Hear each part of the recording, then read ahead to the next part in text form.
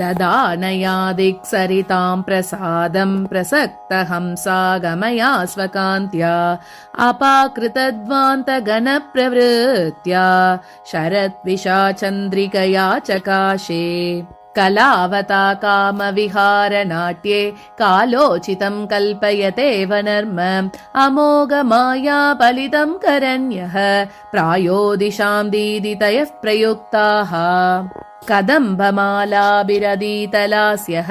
कल्याणसम्भूतिरभूत् प्रजानां प्रियोदयस्पीतरुचोरजन्याः सन्तोषनिःश्वासनिवः समीरः प्रायेण हंसैरवधूतसङ्गा चारुस्मिता संभृतभृङ्गनादा सर्वोपभोग्ये समये प्रसोक्तं कुमुद्वती कोकनदं जहास कलङ्कलक्षेण समैक्षिकाचित् कस्तूरिका पत्रविशेषकान्तिः सुधांशुबिम्बव्यपदेश दृश्ये मुग्धे रजन्यामुखपुण्डरीके तलेष्वेपन्तमहीरुहानां छायास्तदा मारुतकम्पितानां शशाङ्कसिंहेन तमोगजानां लूनाकृतीनामिव गात्रकण्डाः तमस्तरङ्गानवसादयन्त्या समेयुषी चन्द्रिकया महत्या श्यामा बभौ सान्द्रनवोत्पलश्रीः सुरस्रवन्ध्येव कलिन्दकन्या स्वविप्रयोगव्यसनान्निपीतं भृङ्गापदेशेन कुमुद्वतीभिः सुधाभिराप्लाव्य करस्थिताभिः प्रच्यावयामास विषं सुधांशुः चकाशिरे पत्रकला समृद्ध्या व्योमोपमे वारिणिकैरवाणि कलङ्कदृश्य भ्रमराणि काले स्वनाथ साधर्म्यमुपागतानि सरिन्मुखोपाहृतमम्बुराशिः पीत्वेव तोयं मधुजातहर्षः चकार चन्द्र प्रतिबिम्बितानां करग्रहैकामपि रासलीलाम् प्रसादबाजोरुभयोरभूताम् उभावनिर्धार्यमितो विशेषौ नभस्तले शीतरुचिः सतारे सकैरवेतत् प्रतिमाचतो ये नभस्तुषारांशुमयूकयोगात् तमिश्रया मोक्षमविन्दतेव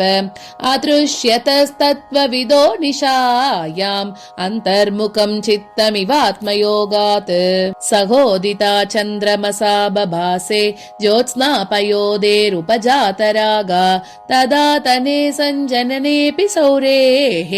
सहायिनी सागरसम्भवेव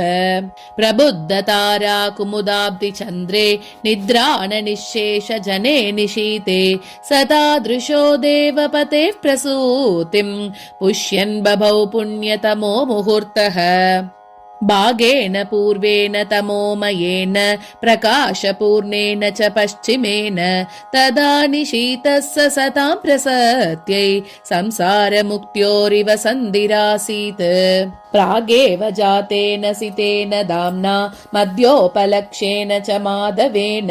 प्रकाम पुण्या वसुदेव पत्न्या सम्पन्न साम्येव निशा बभासे सह प्रतिच्छन्द शशाङ्कभेदैः सरस्वतां ताण्डविनस्तरङ्गाः अवेक्ष शौर्यैरवतारवेलां सन्तोषनिघ्ना इव सम्प्रणेदुः अवादितोदीरितवाद्यघोषं दिशाभिराम्रेडित दिव्यगीतं सतामुपस्थापित सत्त्वलास्यं सङ्गीतमङ्गल्यमभूत्तदानीम् प्रदीपितैः कंसगृहेषु दीपैः तापैश्च भावेषु तपोदनानाम् अलभ्यत क्षिप्रमलब्धभङ्गैः अहेतुनिर्वाणदशानुभूतिः अजस्वजन्मार्हतयानुमेने यामश्चमीं यादव भावमिच्छन् द्वितीयया भावितयोगनेद्रा सा भूतदानीं प्रथमातिथीनाम् अतसितरुचिलग्ने सिद्धपञ्चग्रहोच्चे व्यजनयतनगानां वैजयन्त्यां जयन्त्यां निखिलभुवनपद्मक्लेशनिद्रापनोत्यै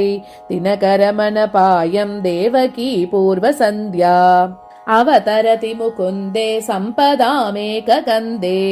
सुरभितहरिदन्तां स्वादुमाद्वीकदिग्धाम् अभजत वसुदेवस्तानमानन्दनिघ्नैः अमरमिथुनहस्तैराहितां पुष्पवृष्टिम्। इति श्रीकवितार्किकसिंहस्य सर्वतन्त्रस्वतन्त्रस्य श्रीमद्वेङ्कटनाथस्य वेदान्ताचार्यस्य कृतिषु यादवाभ्युदये महाकाव्ये श्रीकृष्णावतारवर्णनं नाम द्वितीयः सर्गः। कवितार्किकसिंहाय कल्याणगुणशालिने श्रीमते वेङ्कटेशाय वेदान्तगुरवे नमः।